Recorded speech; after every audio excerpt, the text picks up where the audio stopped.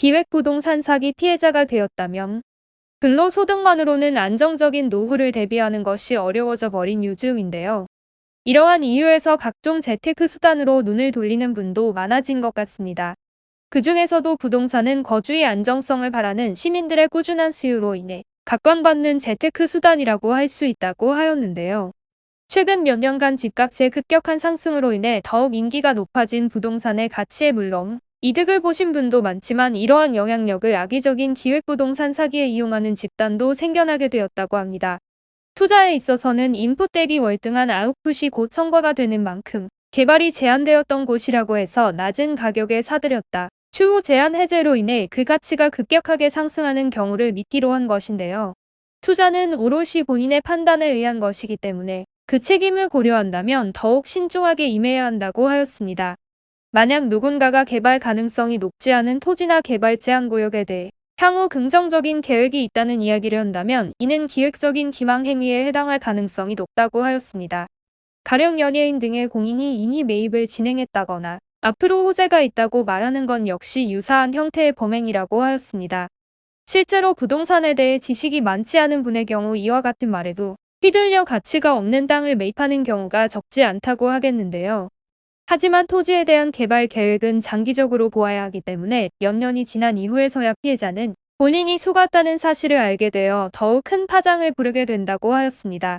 본인이 이와 같은 기획부동산 사기에 휘말린 상황이라면 상대를 형법상 사기죄로 고소할 수 있다고 하였습니다. 사기죄는 10년 이하의 징역 내지는 2천만 원 이하의 벌금형을 받게 되는 중대한 범죄라 하였습니다. 심지어는 여러 번에 걸쳐 상습적으로 범죄를 행할 경우에는 그로부터 받게 될 가중 처벌 역시 우려해야 한다고 하였는데요. 물론 법적으로 처벌을 할 수는 있지만 본인의 피해를 실질적으로 보전받는 것은 쉽지 않기 때문에 피해를 예방하는 것이 적절한 방법이라 하였습니다.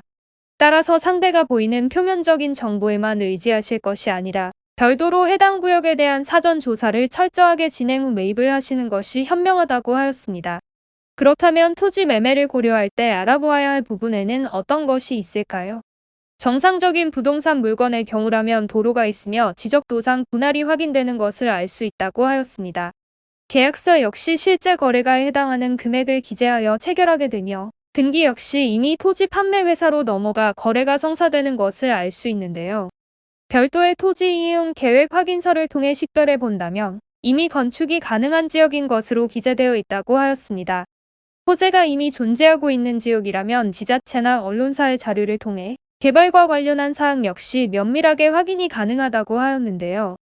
기획부동산의 사기 물건 확률이 높은 토지의 경우 이와 대비되는 특성을 가지고 있다고 하였습니다. 기획부동산 사기 대상이 되는 토지는 보통 등기가 되어 있지 않은 상태에서 미등기 전매를 시행하는 경우가 많다고 하였는데요. 계약서 역시 실제 가격으로 작성하지 않으며 다운 계약서의 형태로 기재하고는 합니다. 토지 이용 계획 확인서를 보았을 때 건축 자체가 불가능한 지역이 대부분이며 개발과 관련한 호재 역시 사전에 확인하기가 어렵다고 하였는데요. 또한 인접한 도로가 없으며 단순 분할에 그치는 경우가 많다고 하였습니다. 따라서 부동산 계약을 앞두고 사전에 미덥지 못한 부분이 있을 경우에는 관련 서류인 등기부 등본이나 토지 이용 계획 확인서를 반드시 확인해 보시는 것이 좋다고 하였습니다. 이 씨는 갑작스러운 목돈이 손에 들어오게 되면서 요즘 각광을 받고 있는 부동산 투자를 고려하게 되었다고 하는데요. 이에 부동산 투자 관련 업체를 방문하게 되었습니다. 업체 대표 김 씨는 특정 지역의 토지를 보여주면서 대형 상업지구가 조성될 예정이라고 했다는데요. 이 씨는 이야기를 듣고 언론사의 보도 자료를 확인해 본 결과 실제로 개발에 대한 계획이 있는 것을 확인하였다고 합니다. 그에 따라 매입을 진행했지만 몇 년이 지나도 본인의 토지를 매입하겠다는 연락은 들어오지 않았다고 합니다. 무언가 이상함을 느낀 이 씨는 본인의 계약서를 다시 한번 꺼내 찬찬히 읽어보게 되었다고 하는데요. 자세히 보니 본인의 계약이 전혀 다른 지역을 대상으로 이루어진 것을 알고 바로 김 씨를 고소하게 되었다고 합니다. 이렇게 이 씨와 같이 기획부동산 사기에 피해를 입은 상황이라면 두 가지의 법적인 조치를 고려할 수 있다고 하였습니다. 형법상 사기죄로 고소를 하는 것과 민사를 통해 불법 행위에서 비롯된 손해배상에 대한 청구 소송을 진행하시는 것이라 하였는데요. 때에 따라서는 계약의 양상에 따라 계약 서식이나 토지 대장 등 관련 서류를 위조한 사문서, 위조의 혐의까지 추가될 수 있는 만큼 구체적인 사실관계를 명확하게 파악해 두시는 것이 좋다고 하였습니다. 다만 범죄가 성립하기 위해서는 상대의 기망과 관련한 혐의를 입증할 연락 내역이나 계좌 이체 내역 등을 제시해야 하였습니다. 따라서 사전에 효력이 인정되는 증거 자료를 철저하게 수집해 주시는 것이 중요하다고 하였습니다.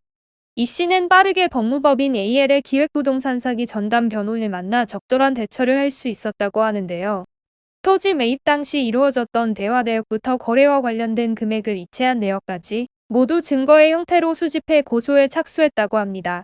그 과정에서 알선업자인 김 씨의 죄가 인정되어 사기죄로 처분을 받게 되었으며 민사소송을 통해 피해액 역시 상당 부분 보전을 받을 수 있었다고 하는데요. 하지만 악의로 많은 수요자에게 접근해 조직적으로 행해지는 경우가 많은 것이 부동산 사기입니다. 그렇기에 이 씨와 같이 가해자에게 법적인 처벌을 내리고 민사 절차를 통해 피해액을 보상받는 것은 결코 쉬운 일이 아니라고 하였습니다. 특히 기획부동산 사기는 여러 당사자에 의해 성립할 수 있어 실제로는 사기에 가담한 가해자 역시 본인이 하는 행위가 죄가 된다는 사실을 알지 못하는 경우도 많은데요. 이렇게 사실관계가 복잡하게 얽혀있는 상황에서 본인의 피해 사실을 소명하고 그 과정에서 형사적 고소를 통해 처벌을 바라는 것은 만만치 않은 절차라고 하였습니다. 특히 성립 요건을 만족하기 쉽지 않은 죄목이기에 가해자에게 죄를 묻고 본인의 피해를 배상받기 위해서는 법률 조력이 무엇보다 필요한데요. 이처럼 범죄의 특성을 고려하여 적절한 시기에 법무법인을 통하여 도움을 제때 구해보시기 바랍니다.